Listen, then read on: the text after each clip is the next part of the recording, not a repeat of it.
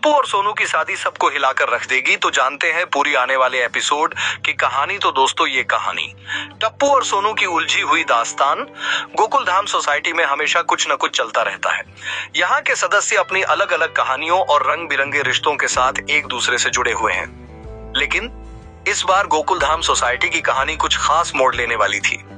इस बार यह कहानी दो लोगों, टप्पू और सोनू की थी, जिनकी शादी ने पूरे सोसाइटी में हलचल मचा दी थी। और यह हलचल अब एक खतरनाक मोड़ पर पहुंच चुकी थी।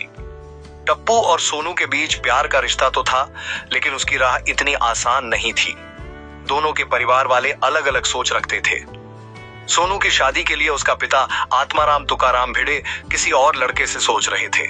वहीं चंपकलाल गड़ा यानी जेठालाल के पिता अपने पोते टप्पू के लिए किसी और लड़की का रिश्ता तय करना चाहते थे।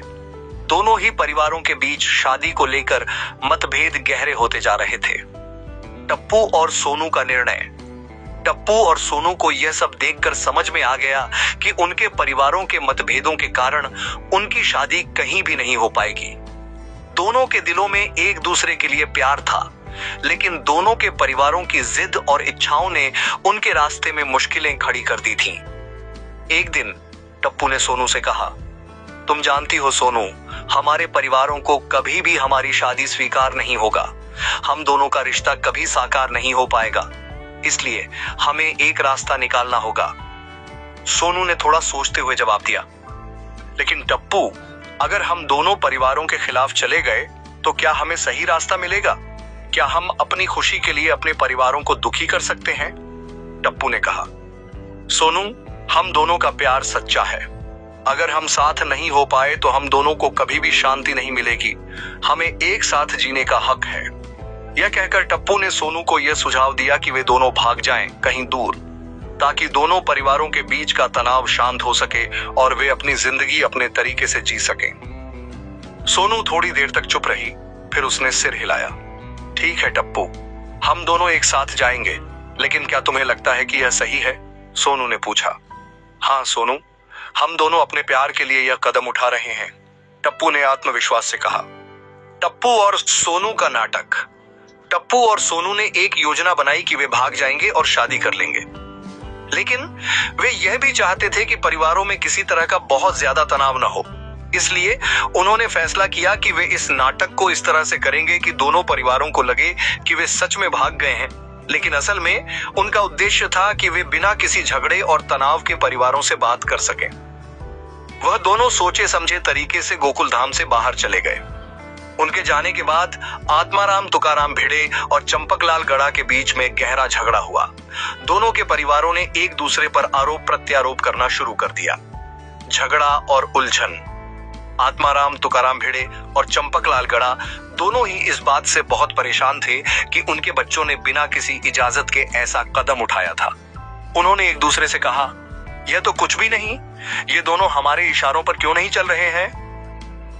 जेठालाल ने चंपकलाल से कहा, पापा, अगर हमारी बात मान लेते तो यह सब नहीं होता। अब देखो, गोकुल धाम में भी सब उलझ गया है।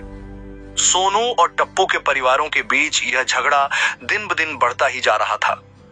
दोनों पक्षों के बीच न केवल गुस्सा था, बल्कि यह भी था कि वे अपने बच्चों के फैसले को किसी भी कीमत पर स्वीकार नहीं करना चाहते थे।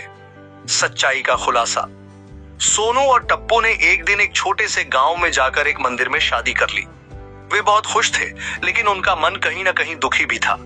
दोनों को यह एहसास हुआ कि वे जिस रास्ते पर चल रहे थे वह उनके परिवारों के लिए सही नहीं था। वे अपने परिवारों के बिना इस खुशी को सही तरीके से नहीं जी सकते थे। जब वे वापस गोकुल धाम लौटे तो दोनों ने अपने परिवारों से माफी मांगी और उन्हें बताया कि वे दोनों अब साथ हैं, लेकिन उनका प्यार तब तक पूरा नहीं हो सकता जब तक परिवारों का समर्थन न हो। अंतिम समझौता। आखिरकार दोनों परिवारों ने एक दूसरे से समझौता किया। आत्माराम तुकाराम भिड़े और चंपकलाल गड़ा ने अपनी जिद छोड़ दी और दोनों ने इस प्यार को स्वीकार किया। दोनों परिवारों के बीच अब प्यार और समझौता था। टप्पू और सोनू की शादी एक नई शुरुआत बन गई। उनकी जिंदगी में अब दोनों प्यार और खुशी का संतुलन था और उनके परिवार भी अब खुश थे। कहानी का संदेश।